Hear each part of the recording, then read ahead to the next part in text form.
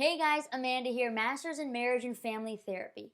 Your spouse has become the third wheel in your relationship with your phone. The American Psychological Association has defined technoference as the everyday intrusions and interruptions couples receive during their interactions. In a research study done with young couples in Los Angeles, Gottman found that the average amount of time partners engage in face-to-face conversations was 35 minutes. Now you might be thinking, hey Amanda, 35 minutes per day? Well, that isn't half bad. No, it was 35 minutes per week. Can you imagine? And get this, these 35-minute conversations, they weren't even intimate conversation about one's goals and aspirations, about the dreams that they had as a couple. No, these 35 minutes was wasted with the to-do list of household chores. Like, hey, did you grab the milk? Don't forget to take Sally to piano lessons. Well, let me tell you something. The quality and quantity of attention that each of you are pouring into your relationship matters. Because too little attention or poor attention directly influences the satisfaction you will feel in your marriage. So today, we discover the 4 common problems that create this lack of attention. And you will find that a big culprit is technology. But we're going to solve that today. Kyle Benson, he names a few, and some of them, the first one is the not paying attention problem. Have you ever been driving with your spouse sitting next to you and you're telling them a story or something that happened in work, maybe something you're frustrated with, but maybe something you're excited about, and all you hear is, yeah, okay.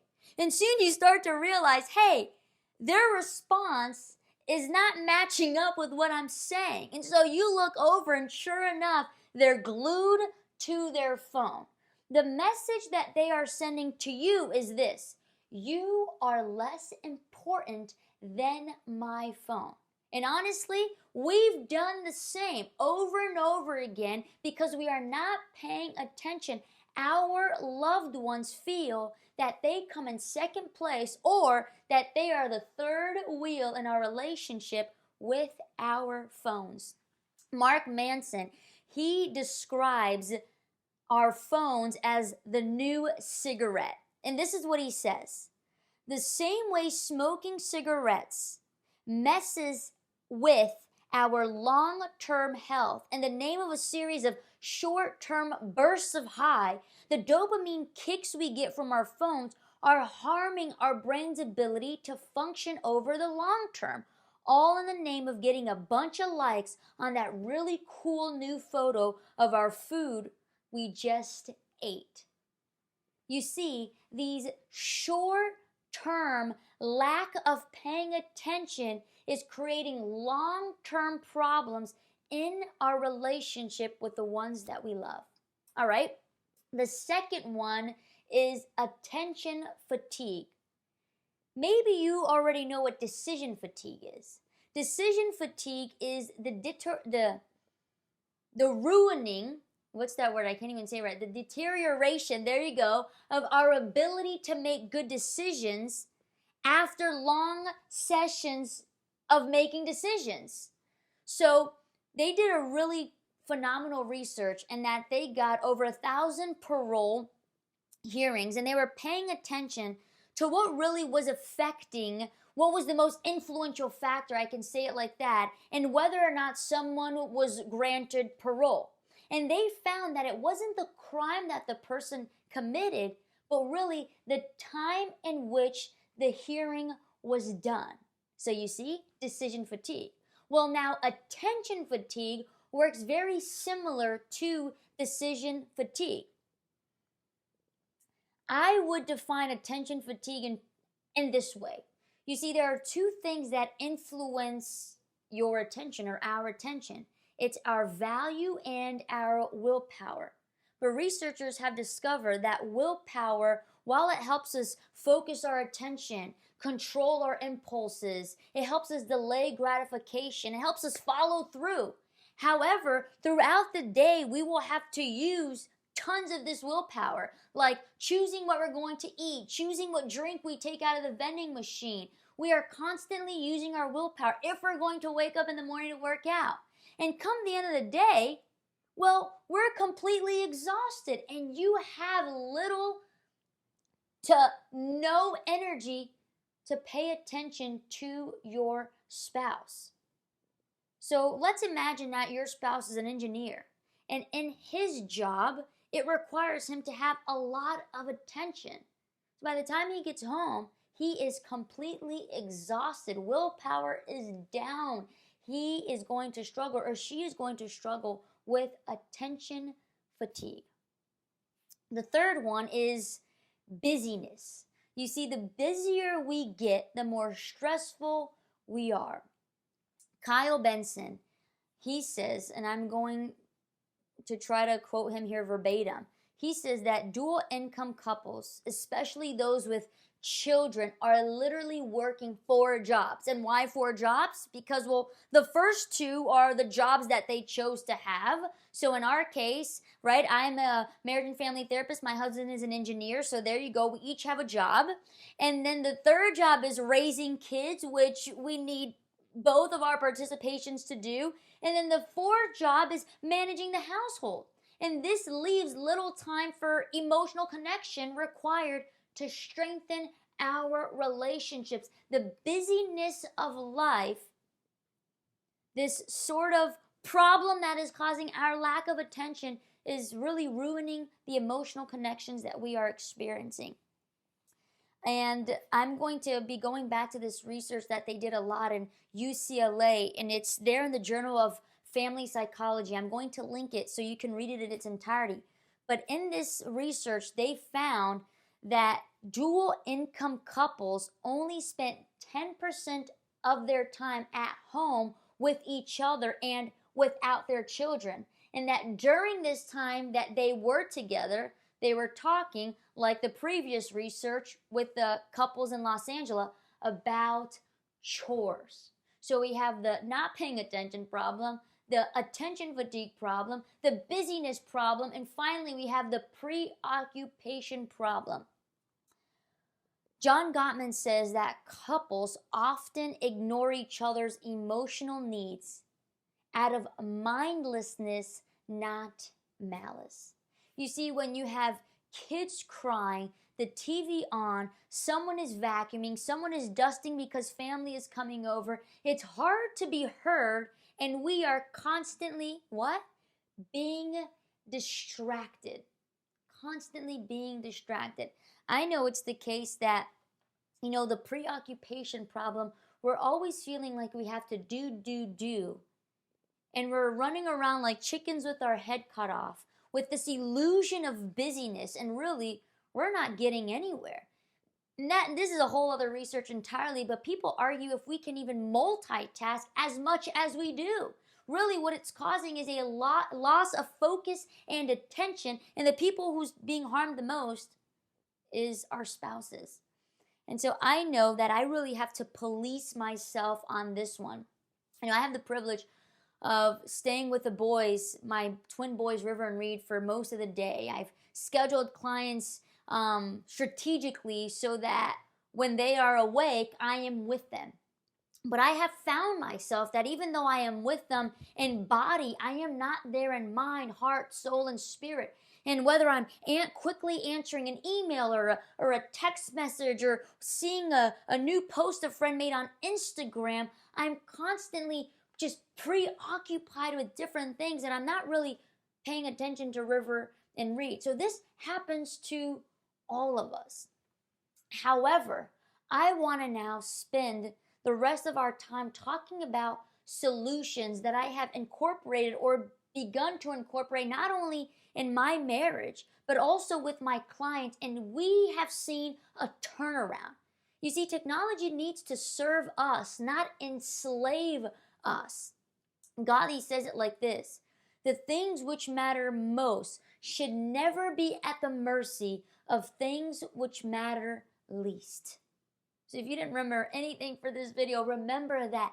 Do not put the things which matter most at the mercy of things which matter least. So grab your paper, grab your pens, and write this down. Maybe you're not going to implement all of them, but I want to give you tons of ways that we are going to right now discover solutions to these problems, these attention taking areas of our lives that we're not being able to feed in quantity and quality attention in our spouses. And I want to give you just a long list of tools and resources. And my prayer is that you begin to implement them. You will see a difference in your relationships. So the first one, and I suggest this. I mean, we think we have self-control, but really we're just lying to ourselves. We don't have self-control. And so I'm a big believer in banning all technology during mealtime, date nights, or whenever your spouse really needs to talk to you. Because how are you going to be there emotionally available to your spouse if you are not giving them your full attention? So again, ban all technology during these 3 moments: mealtime, date night, and when your spouse really needs to talk to you. But before you do that, if your spouse says, hey, I really need to talk to you, or maybe you're the one saying, hey, I really need to talk to you, ask this question: is this a good time? Renee and I found rather quickly that it was not a good idea for me to tell him very important information while he was driving. For whatever reason, he can't multitask. He cannot drive and really have these deep conversations with me. He's more of a let's drive and listen to music, let's drive and look at the scenery. And so I found myself in the beginning of our marriage, trying to have these talks with him, or even telling him little things about the day. And later I'd be like, hey, Renee, did you do that? And it just went over his head. And again, right? Like what Gottman is saying, it wasn't malice. It was sort of mindlessness, which is what he likes to have when he's driving. I always say, Renee, when you're driving, what are you thinking about? He's like, I'm thinking about nothing. And I said, what do you mean you're thinking about nothing? I have never been able to think about nothing. He says, yeah, I just go in my nothing box and I'm just driving and just enjoying driving, or the music. I'm thinking about nothing. So find what is a good time for you to talk to your spouse. Carve out time during the day so that both of you feel that you are ready to have this conversation. Remember attention fatigue? Yeah. Try not to have these grueling, tough conversations right when a spouse comes home from work who has experienced attention fatigue all day long. The next one, please remember this: beds are for sleeping and for sex. There is no reason why you need to have your phone while you are in bed. Leave your phones in the bathroom. Now, Renee and I, we are not always successful, okay? But what we try to do is every single night leave our phones in the bathroom and try to get off of it at least an hour before we're going to go to bed. So do this. Use the bed as a moment to just talk to each other. Use those last 15 to 30 minutes right before you go to sleep to cuddle, to kiss, to make out, to share things that happen throughout the day. But keep your phones out of your bed. Beds are for sleeping and for sex. The next one, be intentional about creating us time. Now, I know that can be challenging with kids, and maybe you're going to have to do a once a month or every other week. Maybe you can carve out some time as soon as you put the kids to bed, which is why, please do this. Renee and I, we put the boys to bed really, really early.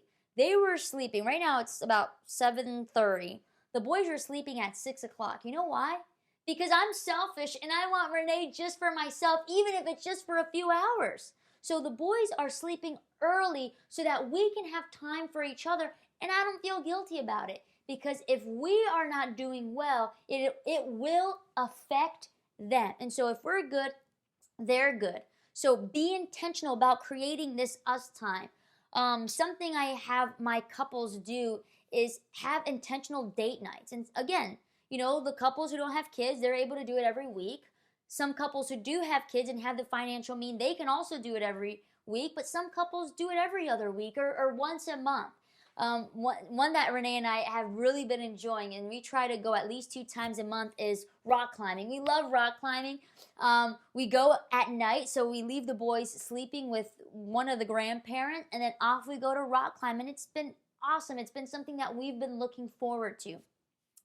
And another thing that I've shared that we do is sort of the walks that we do, right? We walk every single night after he comes home from work, the boys are in bed, and we take these walks to the mailbox. And usually Renee will, the last few days he said, hey, I'm really stressed out. I really need to talk. And that's awesome because I want to be the person that he feels like he can come to me and says and knows Amanda will de-stress me. Amanda will take away my anxieties. Amanda will hear me out. She'll hear to my my fears and my failures, and she'll just listen.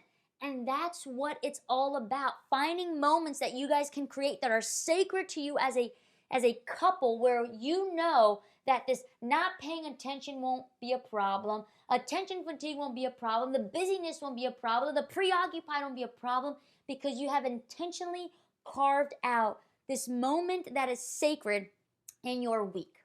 Okay? And the last one is just be grateful. Find moments in your day to express gratitude. The way we like to do it is every night.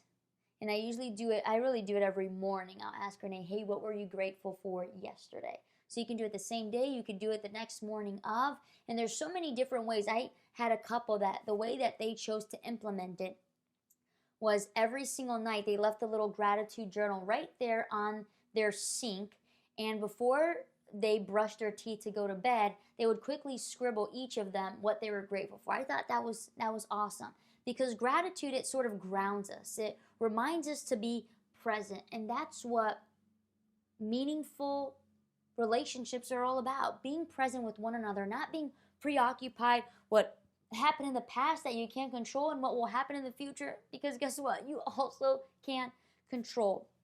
Now, those are some tips. And now we're going to sort of dive in a little deeper.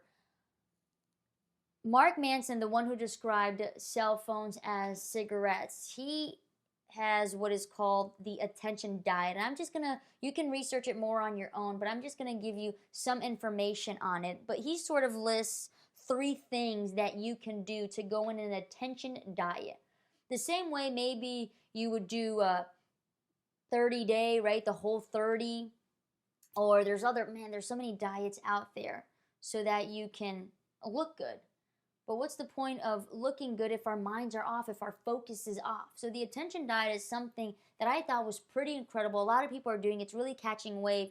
And he says 3 things. First, consciously limit the number of distractions. In other words, cut out junk from your life. If it is unreliable, if it is unhelpful, and if it is unimportant, cut it out.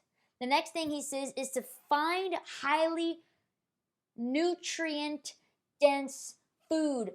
Find sources of information that will be now the opposite: reliable, helpful, and important. And may these information be your main source of intake, right? So the same way with the diet. You want to find the good carbs and the good fats and the good proteins. The same way you want to find quality sources of information. And finally, he says, cultivate habits of deep focus and longer attention span.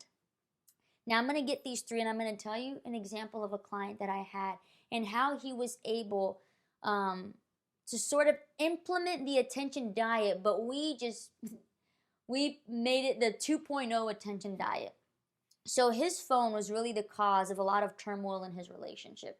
From being completely addicted to pornography, to emotionally cheating, to sending different pictures to different people. His phone was just the source. It literally was, his spouse was the third wheel in his relationship with his phone. And it got very much out of control. And after his wife found out about multiple just things that were going on in his phone, she decided that in order for them to continue into their relationship and in order for them to rebuild trust, that something needed to be done with his phone. And he was the first to say, you know what?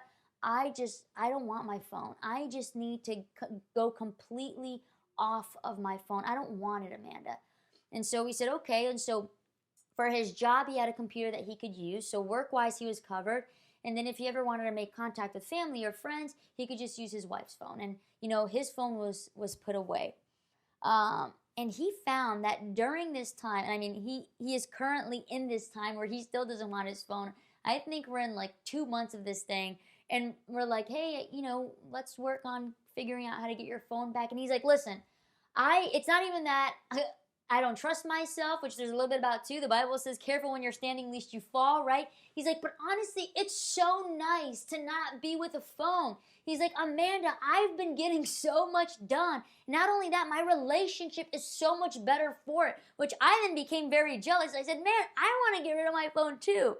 Now, Renee and I, we at least once or twice a year, we try to like go off grid and do these like Appalachian hikes or do some type of hike. And those 3 to 4 days that we do not have our phones is just, heaven on earth. And I said, okay, what were some of the things that you gained from not having your phone? Because we always think it's a loss. We can't, go down the street without having our phones in our pockets.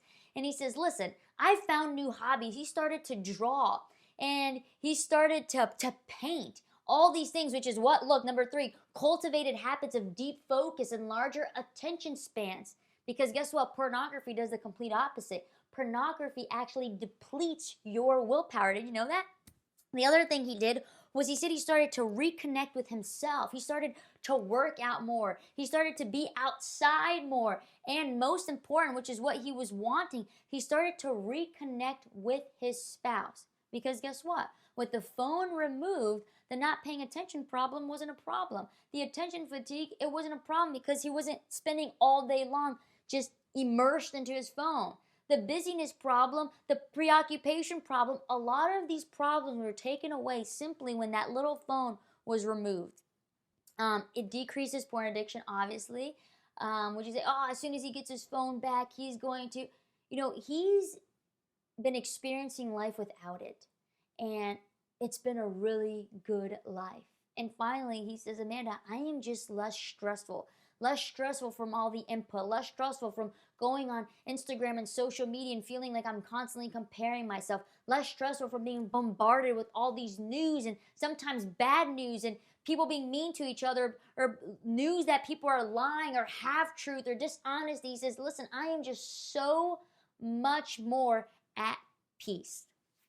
James Clear, in his book, The Atomic Habits, he says this. He goes, the cost of your good habits are in the present, but the cost of your bad habits are in the future. And his bad habits that was done a long time ago was absolutely affecting his future, not only with self, but with his spouse. He almost got divorced. And he saw that taking the phone away just completely changed it for him. And those good habits were affecting him in the here and in the now. So if you're saying, okay, Amanda, that's awesome, but I can't completely get rid of my phone. And hey, I'm with you. I right now can't fully get rid of my phone either unless we go off the grid. So here are maybe some ways that you can implement it. The first one, every single day, I really try to do this. When Instagram maybe started coming out, you just started following a bunch of people and a bunch of people started following you. But really, you need to start going through your social media and ask yourself this question. Is being connected to this account, is being connected to this person, is it bringing value into my life? If the answer is no, click the unfollow button.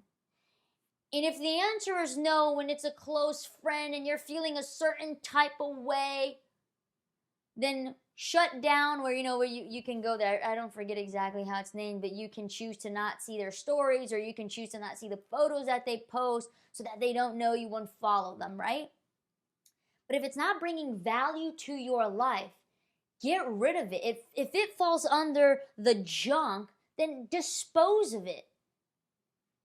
And that way, when you do enter your social medias, when you do go on your Instagram, the information that you're receiving is information that is reliable, helpful, and important.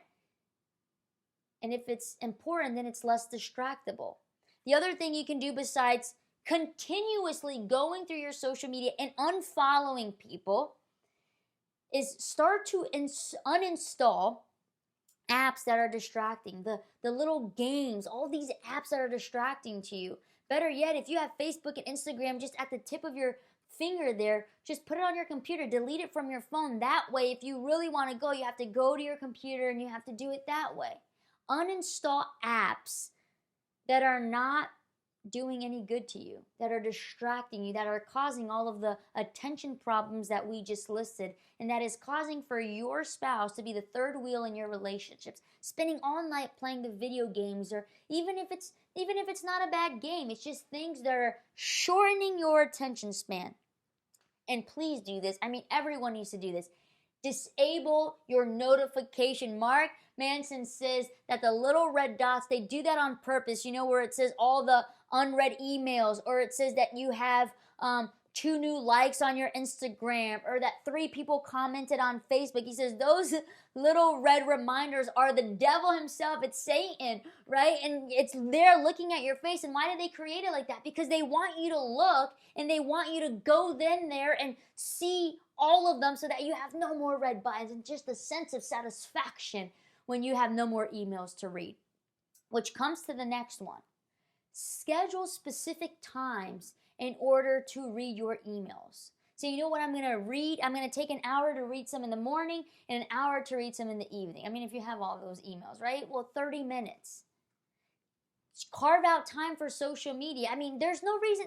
30 minutes a day is plenty. And then when those times are up, Renee's done this in his phone. When you open the Instagram, it says, hey, your time is up. Like, get out of here. Your time is up. And also, this is what we do here. Have a specific time also for entertainment, for TV. I'm not saying you're not going to watch TV. Sometimes you want to watch a show together, and it might be a documentary. It might be something good and something useful. But have a specific amount of time that you're going to do that. And then maybe say, okay, I'm going to do this week, or Monday, Wednesday, and Friday I do this. Schedule it so that you're not all of a sudden feeling like, because you have no game plan, then you watch endless hours of TV, and you're continuously all day in your email, checking. And every time someone sends you a text message, that's another thing I do. Listen, Renee gets really upset about this, and maybe your spouses will get upset about this. My phone is on silent, okay? My phone is on silent usually because when I'm with a client, I don't want it going off and beeping. But the other awesome thing about my phone being on silent is that when I'm doing something like creating this video, or I'm reading a book, or I'm doing things that are important for me, and if someone's texting me, it's not constantly distracting me, right? And then when I'm done, then I can just go look. And my clients are all scheduled, so I know what time they're coming, so I'm not going to miss my client.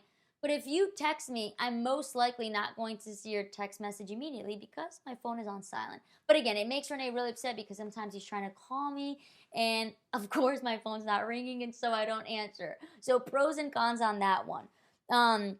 2 books that I would like to recommend that I think if you're sort of trying to minimize the amount of time you're spending on your phone, because as my client saw, it was just completely impairing and having a harmful effect on his marriage. One is called Digital Minimalism by Carl Newport, and the other one is called Indistractable: How to Control Your Attention and Choose Your Life, and Choose Your Life. And that's by Nur Eel. I'm probably saying his name wrong. But I want to finish by reciting some of the things that the UCLA article, remember the one in the Journal of Family Psychology, the one that I'm going to link here below so that you can fully read it on your own if you'd like. But there were sort of 5 points that this article made around what we're talking about, this lack of attention that we have. And one of the biggest culprits is what? Technology, as we just figured and described together. The first one was, which I mentioned, is that couples are spending less than 10% of their time at home with each other. The second one is that, right, everyone, the dual income is running around with 4 jobs, the one that they've chosen, and then the kids, and then managing a household. The third one is that couples are tending to prioritize their children and their household needs over their spouse, and honestly over themselves, which is why we see these crazy research done with the Los Angeles people saying that they're only spending 35 minutes per week engaging in face-to-face communication and conversation. Which is why the fourth point that they made was that, unfortunately, and this is so sad to say, is that our spouses have become more of our roommates. There is no intimacy, physical intimacy, and then emotional intimacy. If you've missed that intimacy video, you have to watch it. And I talk largely about, I go into detail about intimacy and 2 kinds of intimacy, the physical intimacy and emotional intimacy. And if we are constantly, trying to keep our heads afloat with all of these problems, attention problems we're experiencing, largely brought about by our phones, of course we're becoming like roommates, because we're not speaking to each other. We're not having patience with each other. We're not communicating with each other. And finally, this is also resulting in, of course, we're not connecting emotionally with each other. And here's the secret: we're missing opportunities to connect with each other. And so I want to end with giving you 2 ways that you can capitalize and never again miss on opportunities to connect. And it's going to be 2 quick ways, and 2, you're not going to forget it, because it happens when you leave for work and it happens when you come home from work, so you possibly can't forget it. So what we're going to do here is habit stack. You have a habit of going to work, and hopefully you have a habit of coming home from work. So we're going to habit stack on that. Whenever you leave for work, John Gottman says that a 6-second kiss is a kiss with potential. Do not leave your home without giving your spouse a 6-second kiss. And who knows if that kiss in the morning, if you did it well, could potentially lead to something else when you return from work. And ask your spouse, have fun questions. Maybe you can come up with fun little questions to ask, but just 2 quick ones can be, hey, what are you most excited today about going to work? Or honestly, what are you most worried about? Or why are you dreading going to work today? And this will allow you to start building the map of your partner's daily life, which is how Gottman would word it, right? Start building the map of your partner's daily life. And finally, when you reunite with your partner, when you come back home, just hug them. Hugging is relaxing. It helps you de-stress. Just go and give just a meaningful, not the side hug, not the hug with the tap in the back. Lord, please don't do that. Just heart to heart, where you can hear each other's heart beating, and just hug one another. I had a couple, I was doing premarital counseling with them, and they were just so frustrated and stressed out about a series of things, whether it was money, in-laws, and trying to figure this all out. And they got so stressed, and they were getting so worked up. And I said, listen, let's stop, right? Let's stop, and this is what I want you to do. It's going to be life-changing. It's crazy. You've never heard of it. This is it's going to revolutionize your marriage. They're about to get married. And so I said, I want you guys to stop. And I want you guys to remember this day. And every time you are having one of these arguments, I want you to just do this. And so I told them to stand up, and I told them to just hug each other. Just right chest to chest. Like, he was like this, and she was like this, and she was a little shorter, so we had to get her a little ledge. But they were there hugging for 1 minute. And I kid you not, after they de-stressed, they were smiling, and they were laughing, and humor came back in. Go hug somebody. Go hug your spouse. And finally, Renee, can you hand me my Bible? Renee's over there patiently watching and listening. And I'm going to just read 2 little things for you, because we really need to start prioritizing our spouses. Jesus, in Luke, if you have your Bible, Luke 10, he's there at Mary and Martha's house. Luke 10, verse 38, I believe. Hold on. That's 9. Okay, here we go. 10. 38. Okay, so check this out. So I'm gonna read it. It's only a few verses. So I'm gonna read it in its entirety. It says this. Now it happened as they went that he, being Jesus, entered a certain village, and a certain woman named Martha welcomed him into her home. And she had a sister called Mary, who also sat at Jesus' feet and heard his word. She was there. She was sitting at his feet. She's like, Jesus is in my house. I am just going to listen to his words. Verse 40, but Martha was, look at this word, distracted with much serving. And she approached him and said, Lord, do you not care that my sister has left me alone to serve? Therefore, tell her to help me. Right? Martha is distracted. Whether it was the not paying attention problem, the attention fatigue, the busyness, the preoccupation, she was distracted, and she was upset that her sister Mary was over there just sitting at the feet of Jesus, and she was all alone in the kitchen. So she goes to Jesus, tell her lazy butt to get up and help me. And look at what Jesus says. And Jesus answered and said to her, Martha, Martha, you are worried and troubled about many things, but one thing is needed, and Mary has chosen that good part which will not be taken away from her. Do not allow for the good thing which is your marriage to be taken away from you because you are distracted. Remember, do not allow for things which matter most to be at the mercy of things which matter least. Do not be like Martha, be like Mary. Don't be running around like a chicken with your head cut off, being so busy. You know what's amazing? That we all go out to work so that we can provide for our family, and we're doing. And then when we've accumulated all the money that we think we have, which will never be enough, I can guarantee you, then you're going to turn around, you're going to look to your left, and you're going to look to your right. You're not going to have a wife, or you're not going to have a husband, and your kids are going to be gone. Because we are constantly distracted by things that do not matter. So be like Mary and choose the good part. Choose your spouse. And finally, I want to end with one more little Bible verse because I want to just spearhead this thing. We're gonna land this plane, and it's found in Proverbs 3, verse 9, and it says this: honor the Lord with your possessions and with the first fruits of all your increase.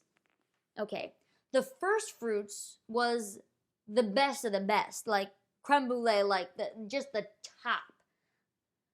And it says that we should honor the Lord our God with all our possessions and with the first fruits.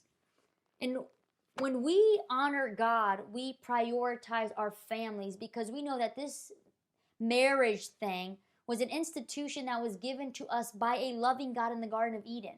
So reflect on this question. Has your spouse become the third wheel in your relationship with your phone, with technology, with your job? Are you so distracted? Do you have a lack of attention at home with your spouse?